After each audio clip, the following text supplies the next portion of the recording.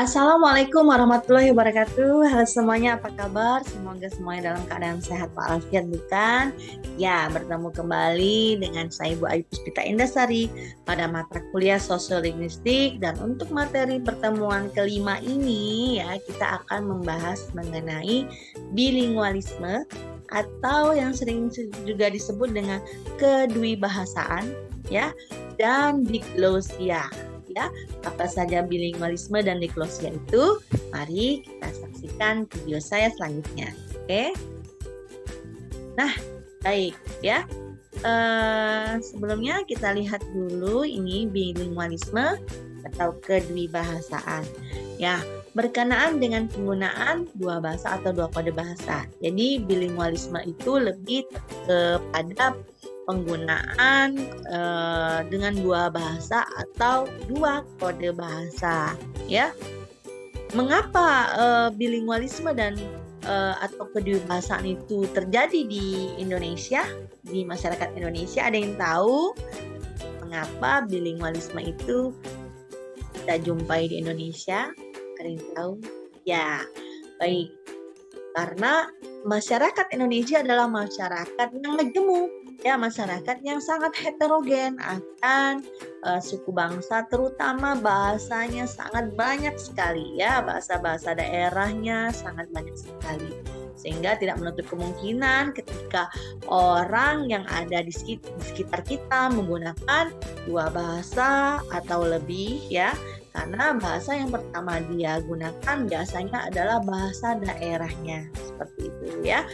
Nah, secara umum dalam sosiolinguistik ya, bilingualisme itu dapat diartikan sebagai penggunaan dua bahasa oleh seseorang penutur. Nah ya, jadi bilingualisme itu adalah penggunaan dua bahasa oleh seorang penutur dalam pergaulannya dengan orang lain secara bergantian. Seperti itu ya. Jadi ketika kita berbicara sudah pasti ya, ketika kita berkomunikasi pasti adanya orang lain sebagai lawan tutur kita atau lawan bicara kita. Ya, komunikasi itu tidak akan terjadi bila hanya ada satu orang saja, ya seperti itu. Jadi bagaimana untuk terjadinya komunikasi supaya berjalan dengan baik? Ya itu tadi harus ada dua orang atau lebih, seperti itu ya. Selanjutnya ya ada diglosia. Diglosia itu apa? Diglosia itu berasal dari bahasa Prancis, yaitu diglosie, ya. Nah, diglosia digunakan untuk menyatakan suatu masyarakat yang di sana ya terdapat dua variasi dari satu bahasa yang hidup ya. Jadi di suatu tempat punya dua variasi dari satu bahasa yang hidup ya, yang di sini hidup berdampingan, masing-masing mempunyai peranan tertentu ya, seperti itu. Nah, lebih rinci dapat dilihat bahwa diglosia itu adalah suatu situasi kebahasaan yang relatif stabil ya, di mana selain terdapat sejumlah dialek-dialek utama atau ragam-ragam utama dari suatu bahasa, terdapat juga sebuah ragam lain ya. Dialek utama atau ragam utama itu berupa dialek standar atau sebuah standar regional, seperti itu ya. Nah, kemudian ragam lain yang bukan dialek-dialek utama itu memiliki ciri-ciri pastinya ya. Apa itu ciri-cirinya? Yang pertama yaitu sudah sangat terkodifikasi ya, gramatikalnya lebih kompleks, merupakan wahana kesusastraan penulis yang sangat luas dan dihormati ya. Kemudian dipelajari melalui pendidikan formal, digunakan juga terutama dalam bahasa tulis dan bahasa lisan yang formal.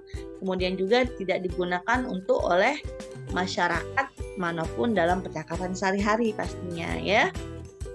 Nah, apa saja topik-topik yang ada di dalam diglosia? Biasanya topik-topik itu mencakup ya, ada fungsi, ada prestise, ada gramatika, ada warisan sastra, ada pemerolehan, ada stabilitas, standarisasi, leksikon, dan fonologi. Ya, seperti itu. Itu topik-topik yang ada di dalam diglosia ya. Nah, baik rekan-rekan semuanya, itu saja yang bisa Ibu sampaikan untuk materi kelima mengenai bilingualisme dan diglosia ini. Bila ada yang kurang jelas boleh kalian tanyakan melalui WhatsApp grup kita ya. Semoga kalian nantinya mendapatkan pengertian lebih lanjut, memahami lebih lanjut mengenai pertemuan kelima ini, yaitu bilingualisme dan dignosia. Baik ya, itu saja. Terima kasih atas perhatiannya dan saya akhiri. Wassalamualaikum warahmatullahi wabarakatuh. Sampai jumpa.